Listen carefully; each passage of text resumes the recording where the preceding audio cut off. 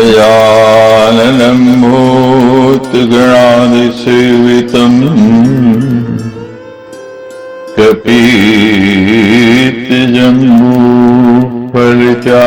कपीतजम्बूफलचारुभक्षिणम् उमासुतं शुक्विनाशकारकम्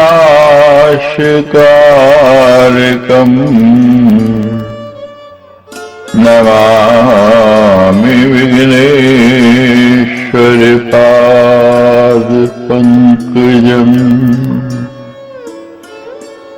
या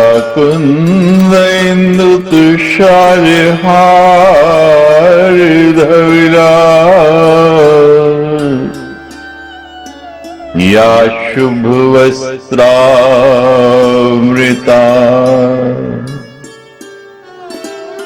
या वीणावरदण्डमण्डितकरा या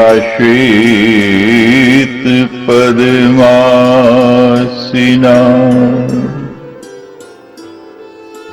या ब्रह्माच्युत शंकर प्रभुतिर्वी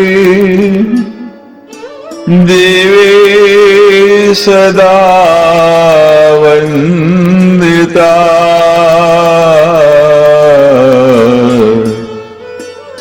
सा वां पातु सरस्वती भगवती निःशेषजाड्यापः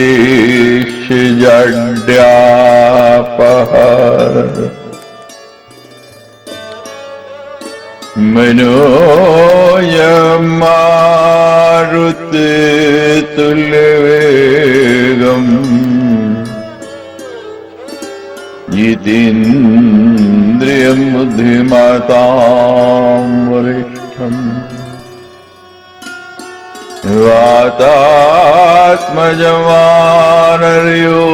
वातात्मजमानर्योत्समुख्यम्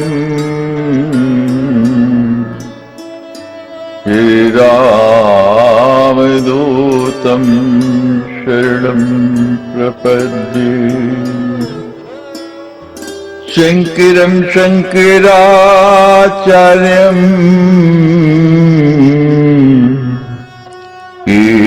केशवं नारायणम्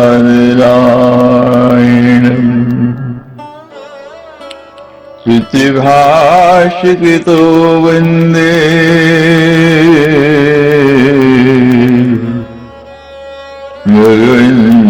भगवन्तो पुनः पुनः गुरुर्मूर्ति स्मरे नित्यम्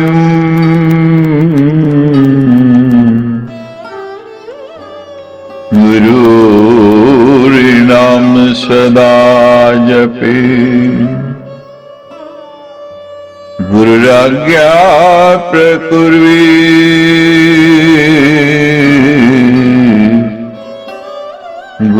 गुरुर्न भावये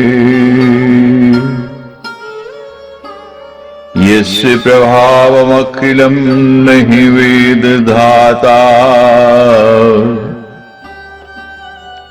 नो वा हरिर्न गिरिशो नहि चेऽपि अनन्ता अंशांशिका अपि ते किमुतन्यदेवा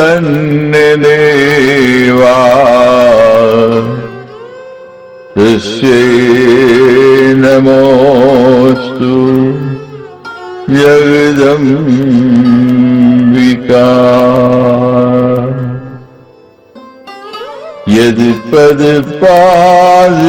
यद्पदपादपङ्कजरजे समवापि विश्वम्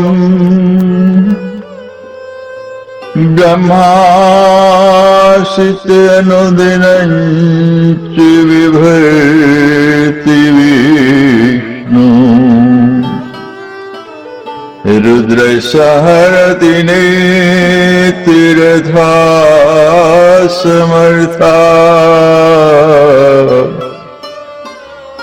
तस्यै नमो जगदम्बिकायै तस्यै नमस्तु जगदम्बिकायै।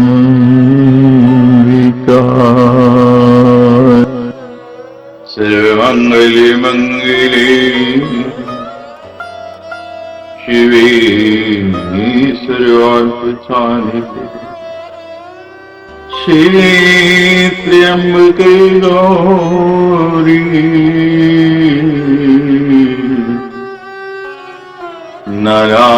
नारायणी नमोस्तुते। सृष्टि स्थिति विनाशानां शक्तिभूते सनातनी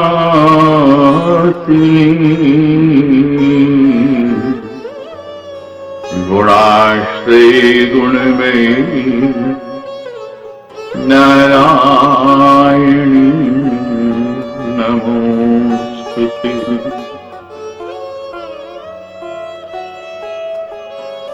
ओम श्री जगदम्बिकायै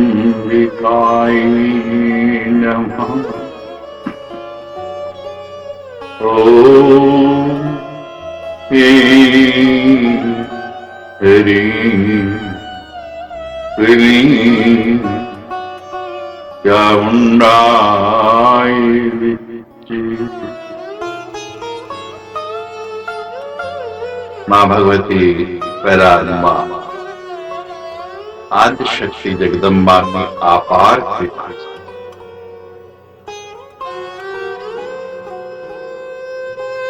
उनकी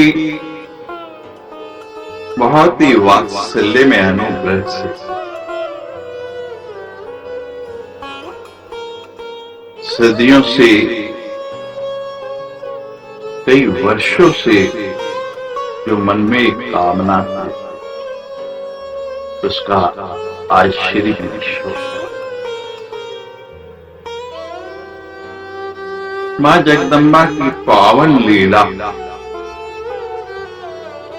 उनके द्वारा ही उद्धृत उनके ही श्री मुख से इस श्रीमद् देवी भागवत का उच्चारण हुआ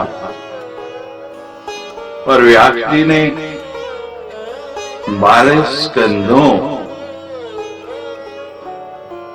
318 अध्यायों और 18,000 श्लोकों में जिसको लिपिबद्ध उस श्रीमद् देवी भागवत का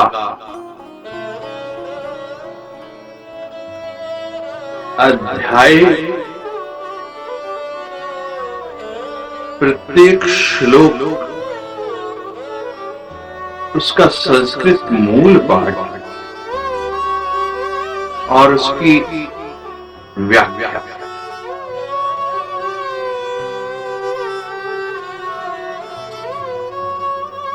ये एक विस्तृत संकलन आपके सामने हम प्रस्तुत करते हैं। ब्राह्मणों द्वारा उच्चारित हर श्लोक हर वीडियो के प्रारंभ में आपके सन्मुख एक एक श्लोक लिखा हुआ और बोला हुआ। एक अध्याय पूर्ण होने के बाद उसी अध्याय की व्याख्या। इस प्रकार ये क्रम प्रति अध्याय और बाद में उसकी व्याख्या का हर वीडियो में आता। हमारे शिष्यों ने बड़ी मेहनत, बड़ी लगन और बड़े प्यार के साथ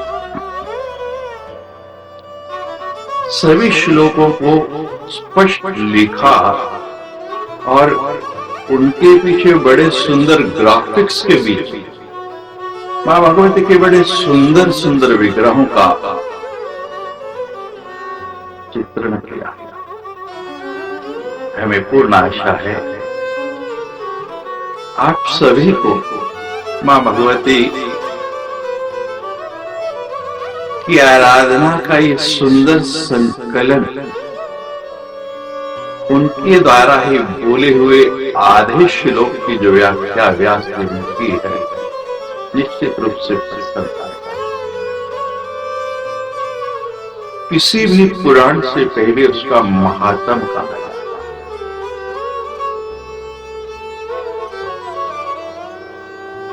यहां भी श्रीमद् देवी भागवत के अंदर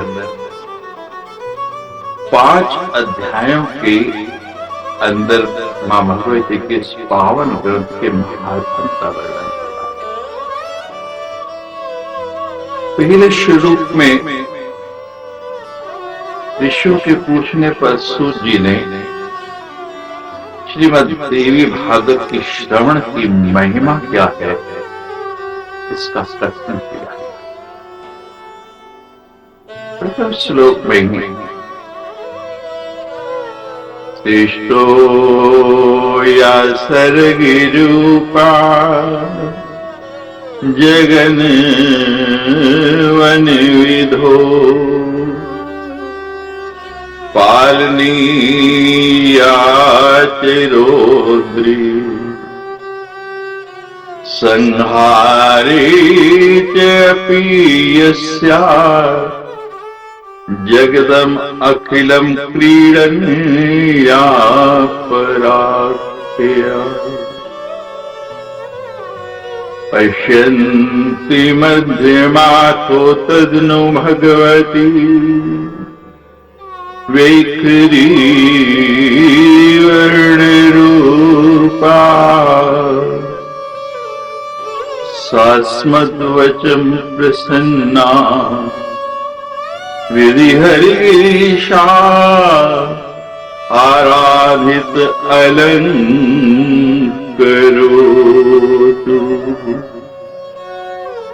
जगत की सृष्टि, उसकी उत्पत्ति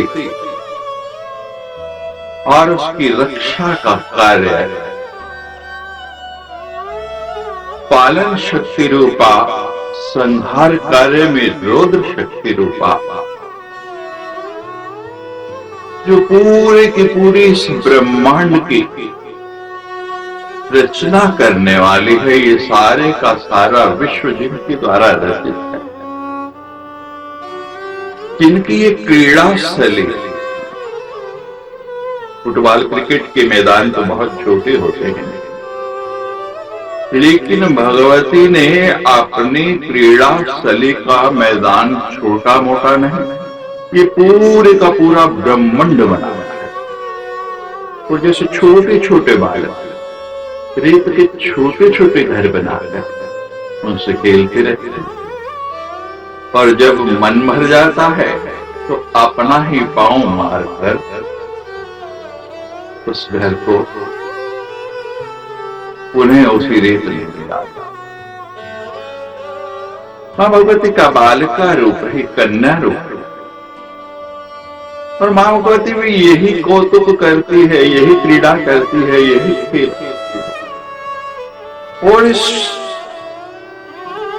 बहुत विस्तृत विशाल क्रीड़ा स्थल के अंदर भगवती सृष्टि को बनाती है, इसकी रचना करती है, पालन करती रहती है, और जब मन भर जाता है तो पुनः इसको अपने ही अंतर समीप लेती है, अपने अंदर। 3 वाणियां बताई गई हैं, परा, पश्यन्ति, मध्यमा, और चौथी है वैखरी। इन्हीं से वाणी अभिव्यक्त होती है, और चारों की चारों मां भगवती के हिस्से, जो मां भगवती पराम्मा, आदिशक्ति, जगदम्बा, जगत जननी, ब्रह्मा, विष्णु और महेश के द्वारा निरंतर लगातार बिना रुके हर पल हर घड़ी आराधित हो रही है। ऐसी मां भगवती पराम्मा से आओ मिलकर प्रार्थना करके जगदम्बा हे आदिशक्ति, हे विश्व मोहिनी मैया, आप प्रसन्न चित्त हो और प्रसन्न चित्त होकर मां भगवती मेरी वाणी को अलंकृत करें, इसको परिशुद्ध करे, अन्यथा आपकी ये पावन लीला गाने में कौन समर्थ, इसका वर्णन करने में कोई सक्षम नहीं है। आप हमारी जीवा पर आकर विराजमान हो जाएंगे, तभी आपका यह 18,000 श्लोकों वाला विस्तृत ग्रंथ है। यानी कहने का भाव ये है कि मुख हमारा मिलेगा, जीवा हमारी मिलेगी, लेकिन मां भगवती शब्द रूप में वो वाणी आपकी ही होगी और तभी ये कार्य संपन्न हो पाएगा। नारायणं नमस्कृत्यं नरं चैव नरोत्तमं देवीं सरस्वतीं व्यासं ततो जयमुदीरये।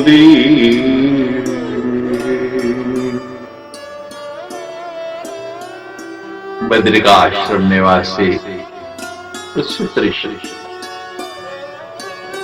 जो श्री नारायण तथा नरों में श्रेष्ठ श्री नर हैं, भगवती सरस्वती और महर्षि वेद व्यास को प्रणाम करने के बाद भी जय इतिहास पुराण आदि संत ग्रंथों का पाठ और प्रवचन करना चाहिए। सर्वप्रथम उन्हीं को नमस्कार किया।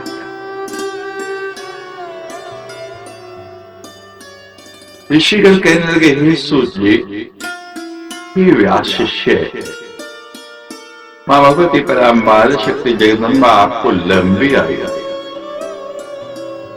हम लोगों ने आपसे नानाविध पुण्य प्रदायिनी अनेक मनोहारिणी कथाएं सुनी हैं, पहले भी सुनते रहे और आगे भी सुनते रहे।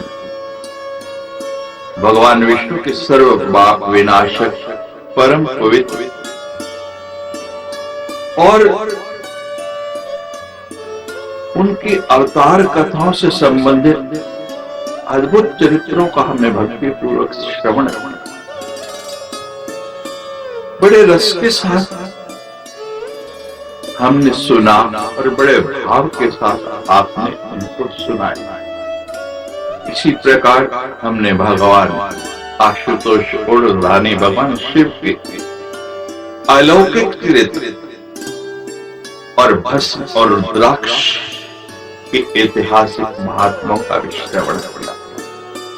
आपकी मुखारविंद से हमने अनेक कथाएं सुनी, निरंतर सुनते हैं।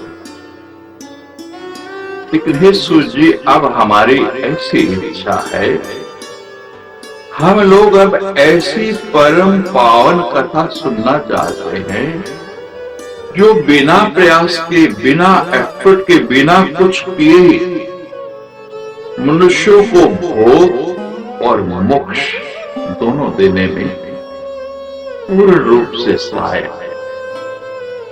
कि महाभाग सूत जी, आप उस कथा का वर्णन करें जिसके द्वारा मानव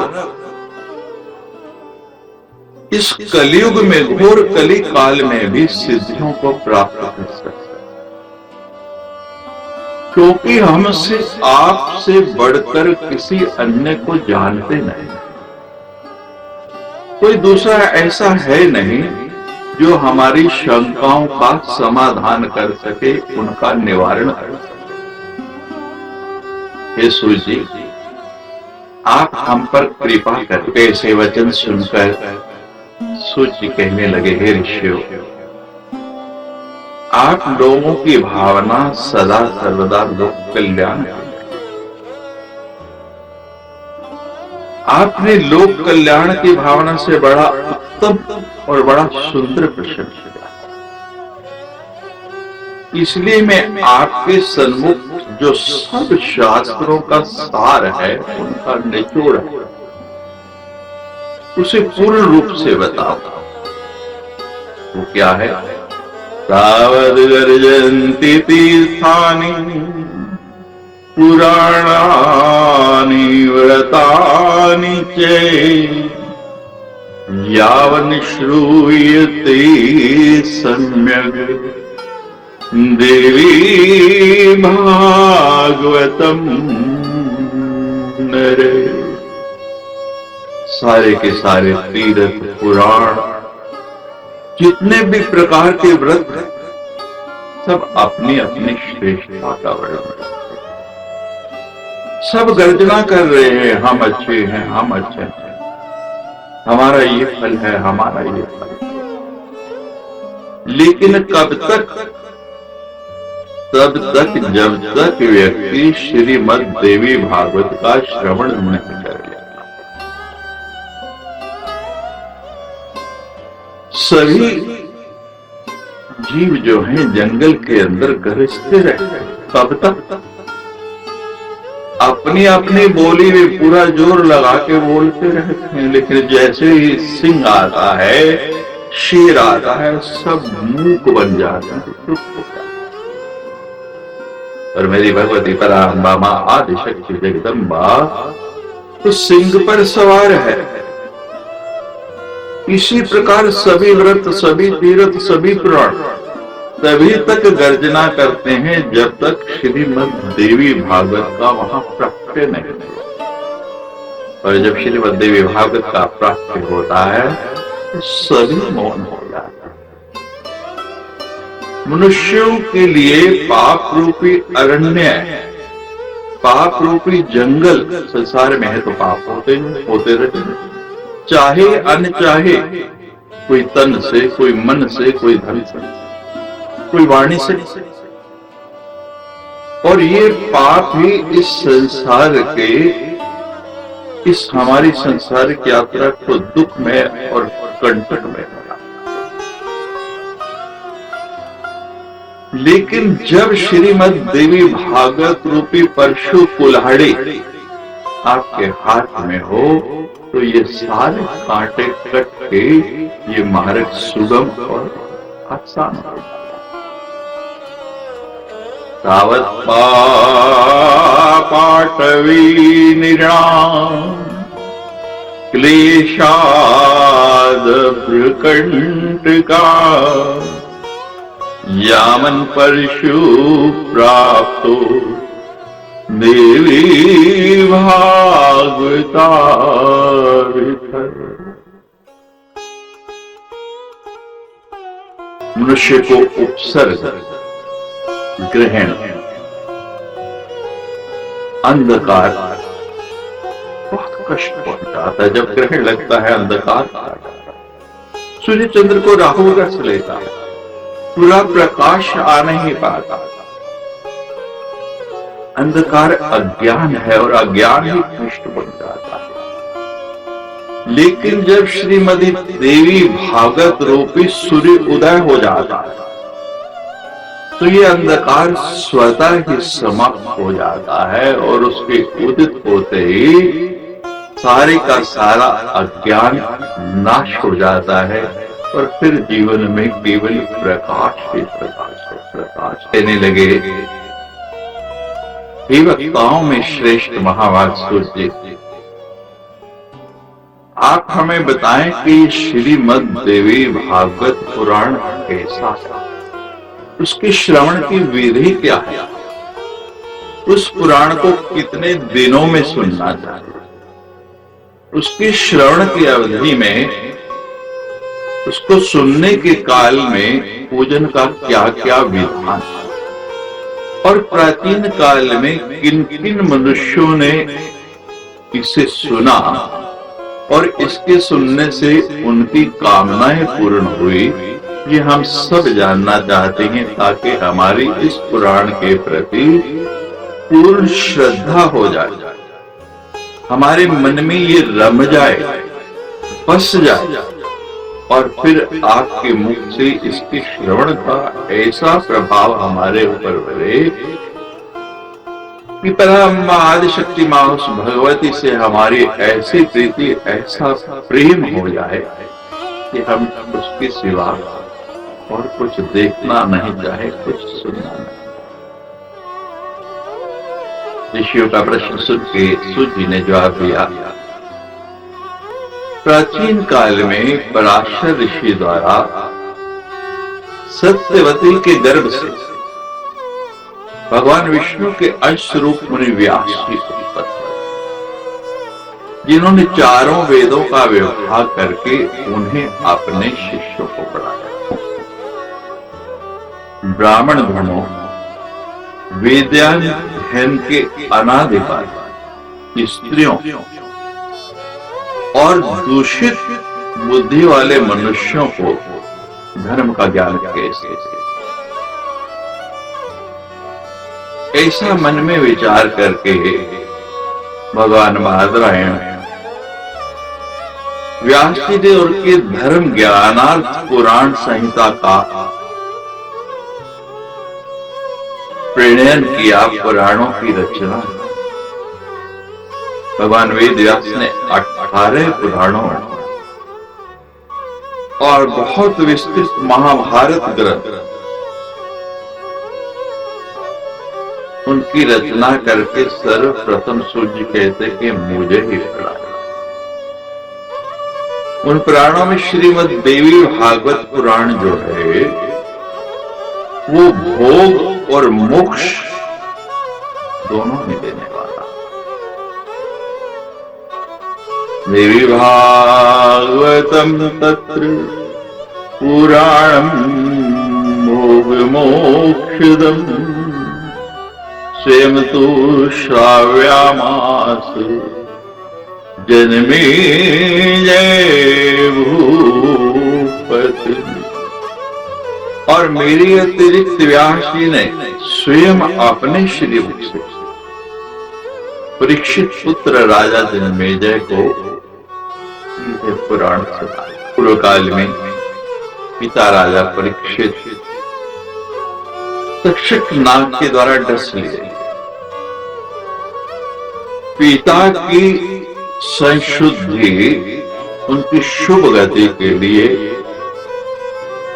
राजा ने तीनों लोगों की जननी देवी भगवती पराम्बा आदिशक्ति मां जगदम्बा का विधिवत पूजन अर्चन करके पूरे 9 दिनों तक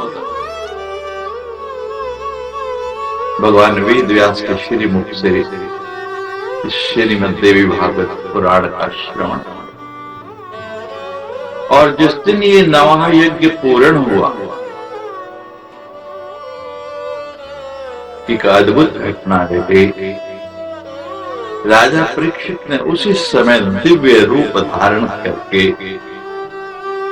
मां भगवती पराम्बा शक्ति देवी का सालोक्य प्राप्त कर दिया। राजा जन्मेजय ने स्वयं अपने पिता की दिव्य गति को देखा और उसके बाद महर्षि वेद व्यास की विधिवत पूजा की और उनकी पूजा करके परम प्रसन्न हुए कि मैं मुझे ये बड़ा सुंदर पुराण, ये सदग्रंथ आपने सुना।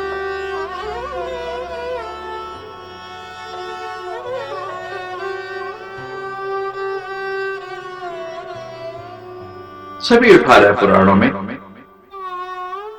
ये श्रीमद् देवी भागवत जो है सर्वश्रेष्ठ अष्टादश पुराणानां मध्ये सर्वोत्तमं परम देवी भागवतम नाम धर्म काम अर्थ मोक्ष। धर्म अर्थ काम और मोक्ष ये चारों ही पुरुषार्थों को प्रदान करने वाले। जो लोग सदा भक्ति पूर्वक पूर्ण श्रद्धा से इस कथा का श्रवण करते हैं, मां भगवती की ये पावन गाथा सुनते हैं, उन्हें सिद्धि प्राप्त होने में रंच मात्र भी, देश मात्र भी विलंब नहीं होता है। जैसे हथेली पर सरसों जमाए, इसी तरह तुरंत उनको इसका फल प्राप्त होता है। और मैंने अपने जीवन काल में अनेक लोगों को इसके श्रवण से फलीभूत होते हुए देखा। इसलिए मनुष्य को इस पुराण का सदा पठन, सदा श्रवण करना चाहिए। आजकल समस्या है समय नहीं, तो यहाँ लिखा है दिनमर्दम तदर्थम वा मुहूर्तम क्षणमेव वा ईषिणानि नरय भक्त्या न तेषां दुर्गति क्वचित्। पूरे दिन के आधे समय कहते महाराज इतना भी नहीं, तो चौथाई समय कहते महाराज इतना भी नहीं, कहते मुहूर्त भर वो भी नहीं, कहते एक क्षण के लिए भी जो इसका श्रवण कर लेता है उसकी कभी दुर्गति नहीं होती। मां दुर्गा है दुर्गति नाशिनी। सभी यज्ञों, तीर्थों तथा दान आदि शुभ कर्मों का जो फल प्राप्त करता है, इन सबके करने से जो फल प्राप्त होता है वही फल केवल एक बार जो श्रीमद् देवी भागवत का मन से श्रवण कर लेता, पूरी निष्ठा से, श्रद्धा से और लगन से जो इसको एक बार भी सुन ले, तो वो फल उस व्यक्ति को प्राप्त हो जाता है। सतयुग आदि युगों में अनेक प्रकार के धर्मों का विधान था, लेकिन इस कली काल में पुराण श्रवण के अतिरिक्त मनुष्य के लिए अन्य कोई इससे सरल धर्म विहित विधान है। कलयुग में धर्म और सदाचार से रहित हो गए हैं मनुष्य, धर्म के अनुसार चल नहीं पाते और आचार को वक्त बिगड़ गया। अलग आयु हो गई, लंबे लंबे अनुष्ठान, लंबे लंबे तप नहीं करते। तो उन जीवों के कल्याण के लिए महर्षि वेदव्यास ने इस अमृत रस में, अमृत से भरी हुई श्रीमद् देवी भागवत पुराण की रचना से केवल एक ही मनुष्य जो उसको पीता है वही अजर अमर है। किंतु ये भागवती अमृत, मां भगवती की ये कथा का रस भरा अमृत, ये कथा रूपी अमृत तो उस व्यक्ति को नहीं, पीने वाले को नहीं, उसके पूरे के पूरे कुल को ही अजर और अमर बना देता है। लापि बीज नरै श्यालज राम रे दिव्या कथामृतम कुर्यात् कुलमेव अजरम। ऋषि पूछने लगे सूजी इस पुराण के श्रवण का नियम क्या है? सूत जी ने बताया श्रीमद् देवी भागवत की कथा श्रवण में सबसे बढ़िया मुहूर्त वही है जब मन हो जाए तत्क्षण उसी समय श्रवण प्रारंभ। क्योंकि शास्त्र कहते श्रेयांसी बहु विघ्नानि, अच्छे कामों में विघ्न बहुत आते हैं, उसको टालना नहीं चाहिए। महीनों दिनों का कोई नियम नहीं है, इसलिए सदा सेव्यम देवी भागवतम, इसका सदा ही सेवन करना चाहिए। जब समय मिल जाए पठन करो, पढ़ो या श्रवण करो, सुनो। और विशेष लाभ चाहते हैं अश्विन मधु मासे, अश्विन मधु मासे व तपो मासे शुचो तथा चतुर्षु नवरात्रेषु विशेषाद् फलदायकम्। अश्विन, चैत्र, माघ और आषाढ़, इन महीनों के चारों नवरात्रों में इस पुराण का श्रवण विशेष फल। आपने सुना धर्म, अर्थ, काम और मोक्ष चारों की इसके श्रवण से प्राप्ति होती है। दो नवरात्रि आप सभी जानते हैं, अश्विन और चैत्र, जो सर्व प्रचलित है, सर्वत्र मनाए जाते हैं। लेकिन दो गुप्त नवरात्रि, माघ और आषाढ़। धर्म के लिए चैत्र नवरात्रि, अर्थ के लिए आषाढ़ नवरात्रि, कामनाओं की पूर्ति के लिए, काम के लिए अश्विन नवरात्रि, और जो परीक्षित की तरह मोक्ष चाहते हैं उनके लिए माघ नवरात्रि। श्रीमद् देवी भागवत का ये नवा यज्ञ समस्त पुण्य कर्मों से अधिक फलदायक होने का कारण मनुष्य के लिए सदा ही पुण्यप्रद कहा गया है। जो कलुषित हृदय वाले पापी मूर्ख मित्र दोहे, ऐसे लोगों को ये पुराण नहीं सुनाना चाहिए, क्योंकि उनकी श्रद्धा नहीं होगी। जो दूसरों की वेदों की निंदा करने वाले हैं, शास्त्रों की निंदा करने वाले हैं, हिंसा में रत रहते हैं, नास्तिक मार्ग का अनुसरण करने वाले,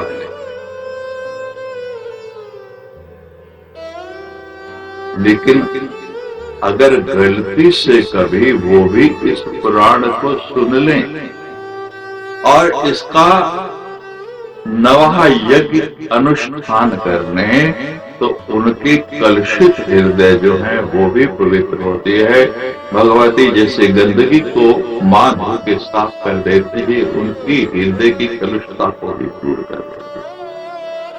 जो मनुष्य दूसरों के धन और पराई स्त्रियों के लिए ललायित रहते हैं, पाप के बोझ से दबे हुए हैं और गो ब्राह्मणों देवताओं की भक्ति से रहित है, अगर वे भी इस पुराण को सुन लें तो वो भी गंगा जल की तरह शुद्ध हो जाते हैं, पवित्र हो जाते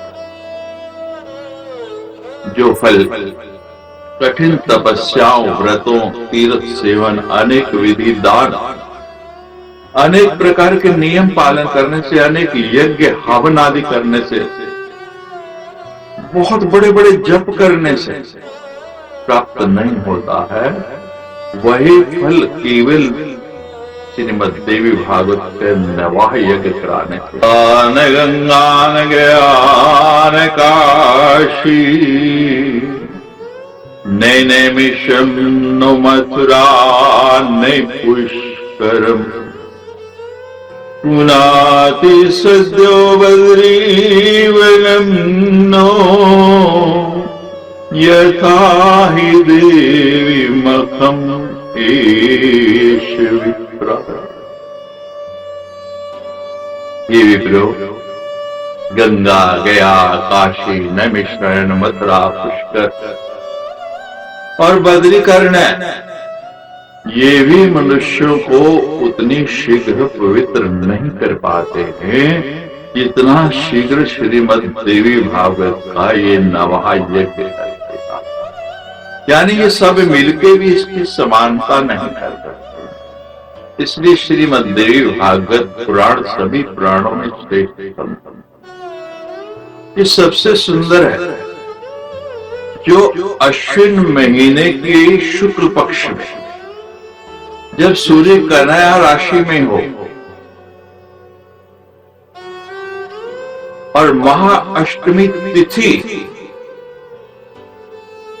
8 दिन सुने और फिर महाअष्टमी की तिथि को स्वर्ण के सिंहासन पर इस श्रीमद् देवी भागवत को विराजमान करके किसी योग्य ब्राह्मण को श्रद्धा पूर्वक दान देता है तो वो परम पद को प्राप्त करता है। स्वर्ण बहुत महंगा है, कहां से लाए?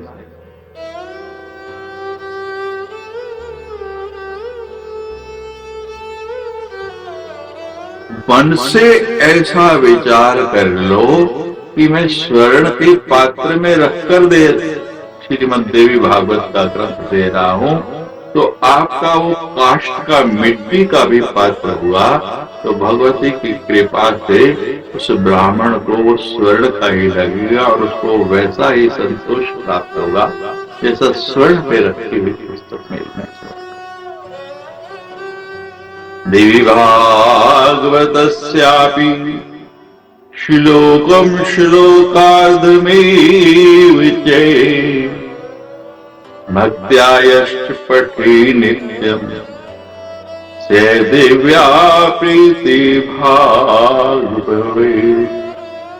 जो मनुष्य श्रीमद् देवी भागवत पुराण के एक श्लोक या आधे श्लोक का भी पाठ प्रतिदिन करता है, वो भी भगवती का कृपा पात्र हो जाता है। उसको भी मां भगवती अपना अनुग्रह प्रदान करते हैं, उसको भी मां भगवती फल देती। अभी पीछे कितनी बड़ी महामारी आई, पूरे विश्व को ग्रस्त, रोज अनेक प्रकार की आपदाएं आती हैं, उल्कापात होते हैं, भूकंप आते हैं, अतिवृष्टि होती है, बाढ़ आ जाती है, अनावृष्टि होती है, सूखा पड़ जाता है, कहीं कहीं सुनामी आती है, इतने बड़े बड़े तूफान आते हैं, पर कोरोना काल कोई भूला नहीं। महामारी से उत्पन्न भीषण से भीषण जो उपद्रव और भय है, श्रीमद् देवी भागवत के श्रवण मात्र से वो विनिष्ट हो जाते हैं, उनकी समाप्ति हो जाती है। बाल ग्रह, स्कंद ग्रह, स्कंद पस्मार, शकुनो, रेवती, पूतना, अन्नपूतना, शीत पूतना, मुखमंडिता और नैगमेश, भूत प्रेत आदि से उत्पन्न जितने भी भय हैं, जितने भी डर हैं, श्रीमद् देवी भागवत के श्रवण से दूर से ही भाग जाते हैं, निकट ही नहीं आते हैं, आपके समीप ही नहीं। जो व्यक्ति भक्ति भाव से देवी के इस भागवत पुराण का पाठ या श्रवण करता है, उसे सब प्रकार की सुख देने वाली वस्तु से प्राप्त होती है। देवी भागवत पुराण के श्रवण से वसुदेव जी को, प्रसेन को खोजने के लिए गए हुए जो उनका पुत्र बहुत समय तक वापस नहीं लौटा, जिसकी कोई खोज खबर नहीं थी, मिल नहीं रहा था, जिसकी कोई सूचना नहीं थी, उस प्रिय पुत्र भगवान कृष्ण की प्राप्ति हुई और वो प्रसन्न हुआ। जो इसको पढ़ता है, पढ़ना नहीं आता तो सुन लीजिए, सुनता है, और भगवती की कृपा से ये सुंदर संसाधन अब आपको उपलब्ध हो रहा है।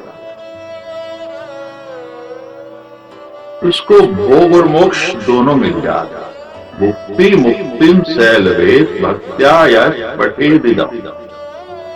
अमृत स्वरूप श्रीमद् देवी भागवत के श्रवण से पुत्रहीन मनुष्य पुत्रवान हो जाता है, दरिद्र व्यक्ति धन से संपन्न हो जाता है, और रोगग्रस्त मनुष्य रोग से मुक्त हो जाता है, उसके रोग समाप्त हो जाता है। स्त्री, एक संतान वाली स्त्री या वह स्त्री जिसकी संतान ही पैदा नहीं होती है या पैदा होते ही मर जाती है, वे भी श्रीमद् देवी भागवत का श्रवण सुन करके दीर्घ आयु वाला पुत्र प्राप्त कर सकते।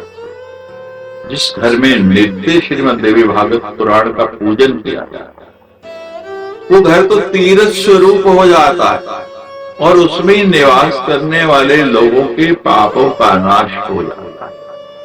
पूजित यद्गृहे नित्यम श्री भागवते पुस्तकम तद्गृहं तीर्थभूतमहि बसतां पापिनाशितो।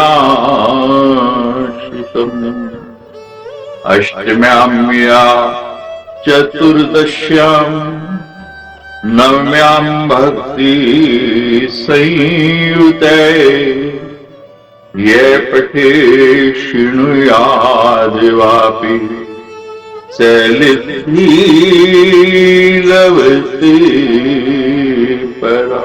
जो मनुष्य विशेष लाभ चाहता वो अष्टमी, नौमी और चतुर्दशी, अष्टमी, नौमी और चतुर्दशी, इन तिथियों में श्री भगवान देवी भागवत को पूरी श्रद्धा से पढ़ता या सुनता उसे निश्चित रूप से परम सिद्धि की प्राप्ति हो। श्रीमद् देवी भागवत का पाठ करने वाला ब्राह्मण वेद विताओं में अग्रगण्य हो जाता, क्षत्रिय राजा हो जाता, वैश्य धन संपदा से संपन्न हो जाता और शूद्र वो भी इसके श्रवण मात्र से अपने कुल, अपने बंधु बांधवों के बीच श्रेष्ठता को प्राप्त हो जाता है। यानी चारों ही वर्णों को इसके सुनने से लाभ मिलता है। श्रीमद् देवी भागवत के महात्म के प्रथम स्कंद व्यास जी ने 50 श्लोकों के अंदर इस पुराण को सुनने की महिमा बताई है। मां भगवती की लीला आपके मन को आनंदित कर देगी। जिससे जैसे महात्म्य आगे बढ़ेगा, जन्मेजय की तरह आपके मन में भी ब्रह्मांड शक्ति के प्रति प्रगाढ़ श्रद्धा उत्पन्न हो जाएगी।